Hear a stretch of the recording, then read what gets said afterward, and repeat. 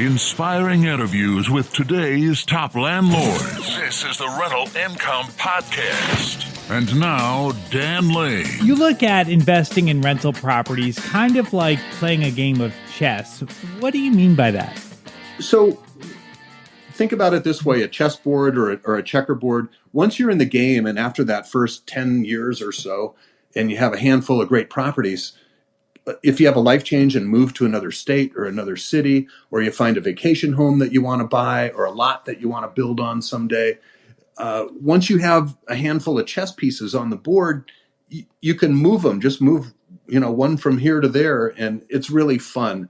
Point of it is once you've got those assets in place, you can trade them and move them around, and they always serve their purpose and make their money. And it becomes really fun because you always find over the course of your life another deal that you're excited about. And at some point, everybody becomes a seller and you move on to a new project that you found or a new lifestyle that you found. Tell us how you've been kind of moving some of your chess pieces around. We sold a bunch of small apartment buildings and rotated those rather than having, 30 units or so. We rotated those and bought 7 single family homes. It was the same cash flow, but easier lifestyle in the end. A lot of times when we buy a rental property, we think we're going to buy it and we're going to hold on to it forever. But my guest on the show today makes a really good point that things change in life, and what you want in the future could be different than what you want today. And the great thing with rental properties is you can move your chess pieces around whenever you want. And that's what he did. When he was younger, what he wanted was 30 tenants. He wanted 30 streams of income. But as he's gotten older, he's realized that what he wants is simplicity. And instead of having 30 tenants to manage, he wants to have 7 tenants to manage. And income-wise, he's coming out at exactly the same place. So on the show today, we're going to talk about how he made that transition and how his portfolio today is very different than the portfolio he started out with. My guest on the show today wants to remain anonymous, so we're not going to use his name, but I don't think that takes away from his story at all. So let's take a really quick break. We'll thank our sponsors. We'll come right back and we'll jump into the interview. If you're looking for a quick and easy way to finance a rental property, reach out to Chaley Ridge from Ridge Lending Group. She has a loan program where she only cares about your deal. She doesn't need to see your pay stubs, your bank statements, or your tax returns. The only thing she's going to look at is the deal. She wants to know, does the property cash flow? If it does, she'll give you a 30-year fixed rate mortgage. Now, the rates are going to be a little bit higher than a full doc loan, but it's still a great deal. She can close quickly and there's no hassle.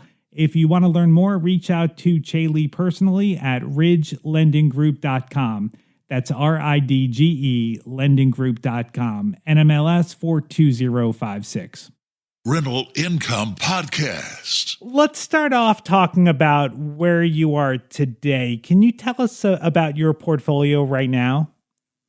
So our portfolio is no longer apartments at all, and it was 100% for a lot of years. The homes that we have now are all sort of quasi-resort town homes, and they rent generally to single families that are, for whatever reason, building a home and need a house for a couple of years, or various other job reasons or what have you. But it's a completely different market that we're in now. It's long-term rental of sort of higher end single family homes. Our apartment buildings increased in value over the years about 3% per year, I would say. And I think that's sort of the industry norm, is over time, expect your real estate hopefully to appreciate 3% a year. And we took that into account when we bought these homes where we live now. And I actually thought I overpaid a bit for them, but we were in a 1031 exchange, as a lot of your listeners I know do. So when you talk about value, it's actually caused a problem in our current portfolio that's only happened in the last 12 months. 24 months ago, when I bought the majority of these homes, it was pretty much an even Steven change of cash flow from the apartments to the single family homes. And I thought I was paying full tilt price wise for these homes, but they're really nice and they rent really well. It's been 2 years now, and they've doubled in value. Wow. And the Wow. reason that that's a problem is, again, you go back to thinking, well, you buy something and I'm going to hold it forever. You realize nothing's forever, even when you hit age, 59, and you think, finally, I've got down to my forever portfolio. Well, at some point, if that portfolio doubles in value, but because of single family home rentals being the way that they are, the average price of these is maybe 4,000 to 4,500 a month to rent it.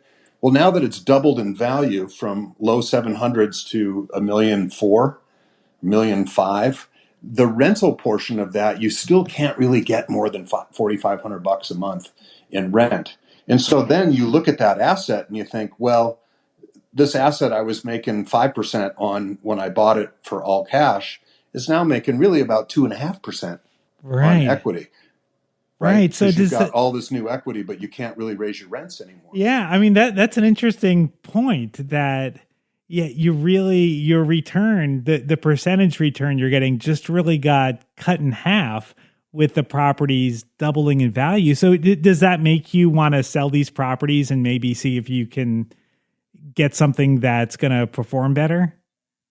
Yeah. And sometimes you end up selling something knowing, I mean, we all lived through 2009 when the market crashed. The apartment building business, by the way, never crashed. It was the single family home business that really crashed. And here we are again in a case where these homes I've had for 2 years have doubled. That's not normal. And no Right. one should think that it is. It happens every once in a while. And it happened, 2005 and six, I think it was, where the market gets really out of whack and all of a sudden things get super stupid expensive. Looking back on it now, you have to think, if I've got something that's gone up 100% in value in 24 months. I don't care if it's a stock or a house or what have you. When historically it should be going up 3%, you have to stop and just say, is this something where it could reverse? Right. And so I'm willing to take a chance, at least on a couple of them. We're going to sell them, even if I don't necessarily have something else to go into yet, knowing that it's gone up like that. My father-in-law always used the quote, never be afraid to take a profit. And when you reach a time where it's stupid, you have to be a seller at some point Yeah. rather than watch it go by, prices crash again, and you spend the next 5 or 10 years talking about, oh, I should have sold when. Well, why Right. not sell some of them then? Now, the downside is that you've owned these properties for 2 years, but you 1031 exchanged them from properties that you bought a long time ago. So you've got a lot of depreciation you'll need to pay back, plus the capital gains. Like, do you feel like if you do sell and don't buy something else, that you're going to get stuck with a huge tax bill? Yeah, and I sold a few last year, and we bit the bullet finally and paid the taxes. But so what? They allowed us to depreciate them for almost, however many years it was, and then as we got older, we thought, yeah, it's really been great having all this real estate, but we're not balanced. So let's take some money off the table. And 3 of them actually we've already sold, and I paid an enormous tax bill this past year. But it was worth it. I mean, it's the price you pay to exit at some point if you ever want to exit. And, Sure. Sure. there's nothing wrong with taking some money off the table and paying some taxes. But there's also nothing wrong with continuing to 1031 the next little group that will try to sell. And rather than pay taxes, I just want to redeploy that capital back into other rentals that make a better return on investment. Sure. Sure. They've already been depreciated down to zero, so you don't get that anymore going forward. But so what? You can still buy some other cash flow investment that does better than 2.5%. Right. Now, your initial portfolio was all apartments, and now you own single family houses. Have you noticed that the single family houses are a lot easier to manage? Yes. Totally. Like, is it just because the properties are newer that they're easier, or do you have a tenant that's just maybe more secure or just easier to manage? Our apartment tenants and single family home tenants have always been great over the years. There's really been no difference in that. It's just a different, type of renter. One's an executive with a family, and the other oftentimes is a single person in their 20s and 30s that's, financially strong and good job and responsible. Neither one of those has ever been an issue, one better than the other. I think the thing that changed was going from, I think it was 30 some odd apartments spread across a handful of buildings at different locations, and trading all those apartments for, initially it was just, I think, 7 single family homes. So you've gone from 30 tenants to 7 tenants. That's another reason. Plus they're in our neighborhood rather than a 1-hour drive from my house. Right. Okay.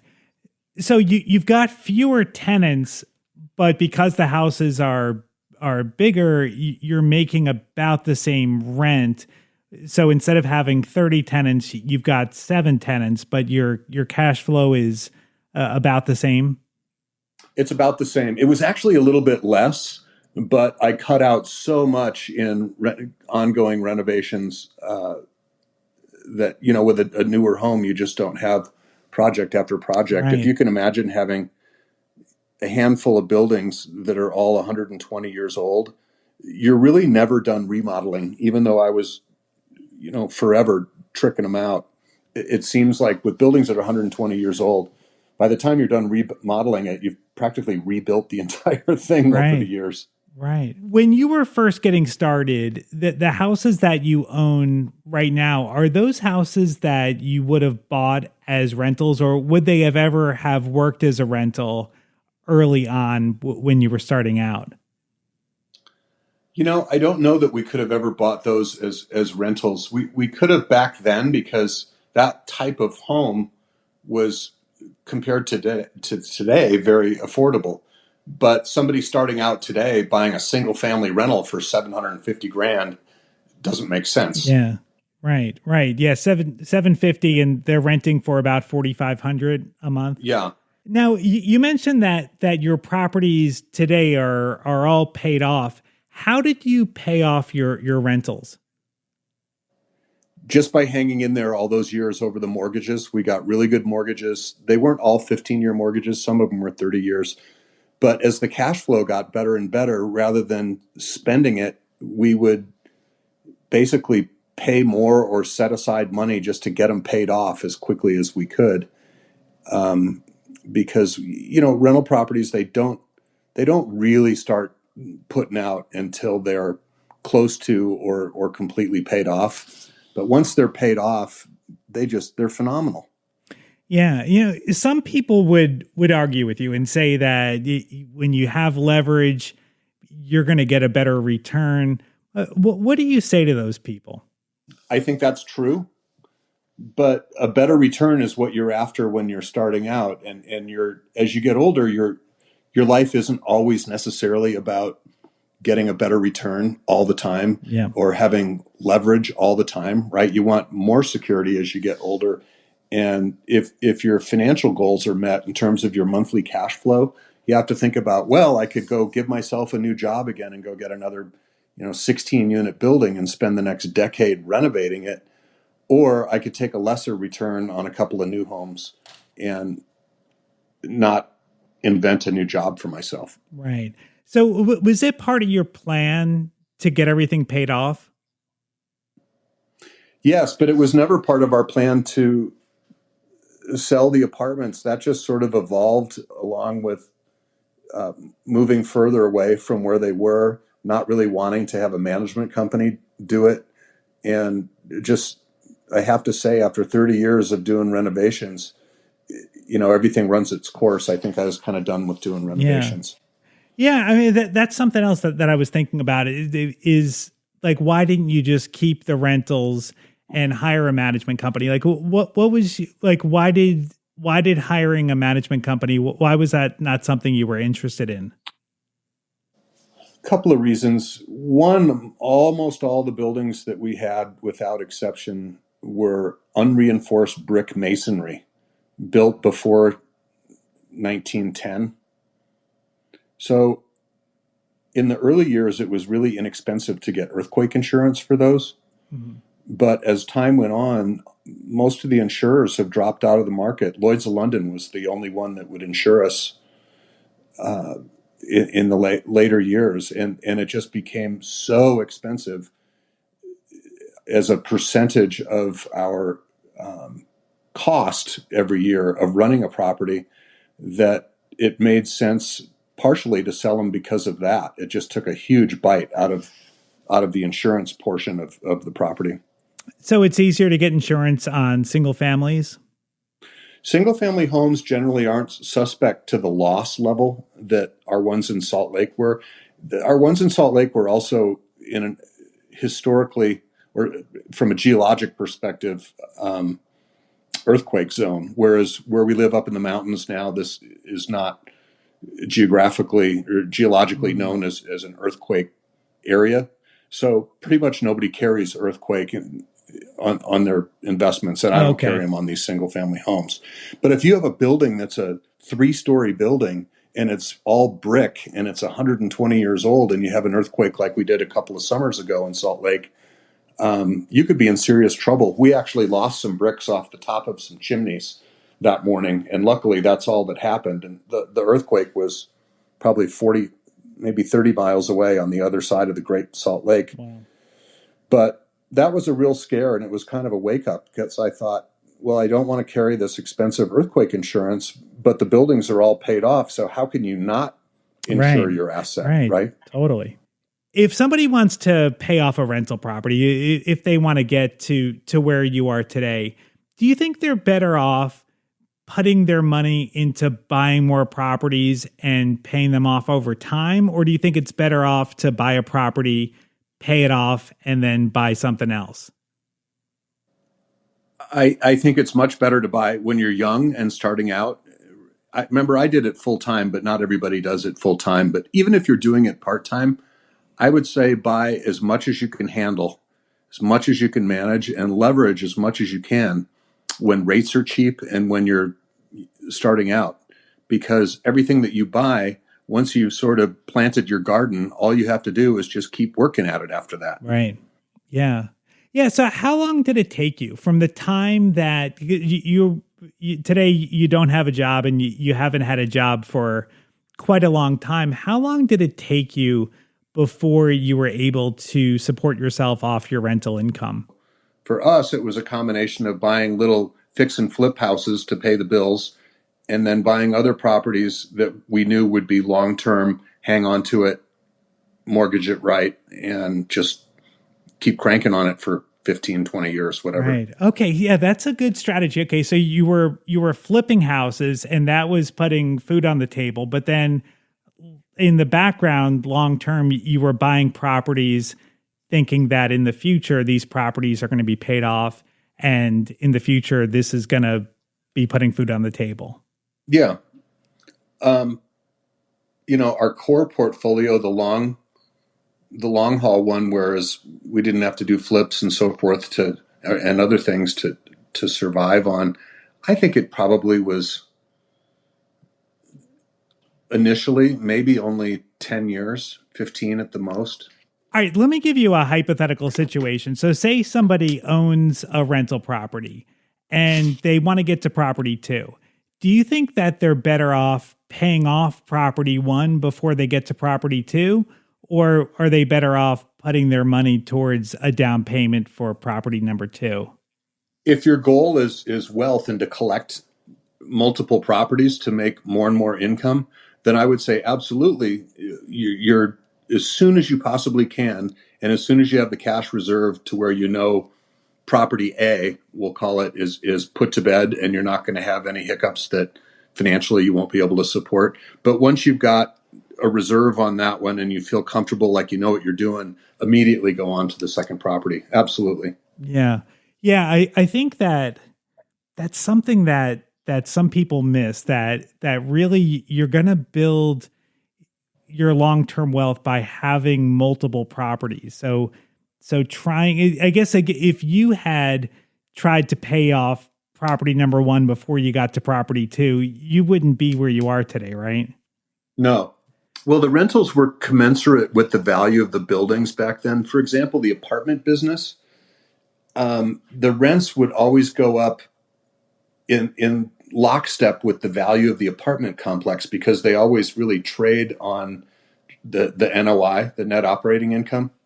But single family homes don't. When we bought the single family homes that we have now a couple of years ago, they tracked the same. In other words, they made about the same multiple, if you will, in rents as the value of the home. But now the value of the home has doubled, but the rents can't possibly double. And that's the difference with apartments. Apartments always trade on rental income. Single family homes generally don't trade on rental income because single family homes generally aren't purchased for rental, especially at the high end of the market. After we finished recording, my guest told me about his next chess move, and I think this is pretty cool. What he wants to do is move to a warmer climate. So he's going to sell off his rental properties, move to a new area, and once he gets there, rebuy rental properties. And I just think that's so cool that as your life changes and as things evolve, you can always change your portfolio to fit your lifestyle. So after he makes his move and rebuilds his portfolio, we'll have to have him back on the podcast to hear how he did it.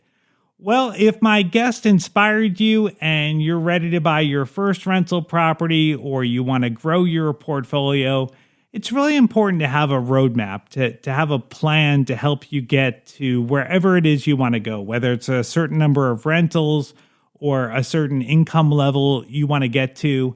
And our sponsor, Chaley Ridge, can help you with this. She's an experienced investor herself. She's done loans for thousands of investors, and she'll work with you to help you get to wherever it is that you're trying to go. I think this is a great service, and she doesn't charge any extra for this. This is something that she offers our listeners to help them be successful with rental properties. If you want to find out more or you want to set up a time to talk to Chaley, you can find her at ridgelendinggroup.com. That's RIDGE lendinggroup.com, NMLS 42056. Thank you so much for checking out the podcast today. Make sure you hit that follow button and you'll be notified every single Tuesday when we put out a new episode. My name is Dan Lane, and this has been the Rental Income Podcast.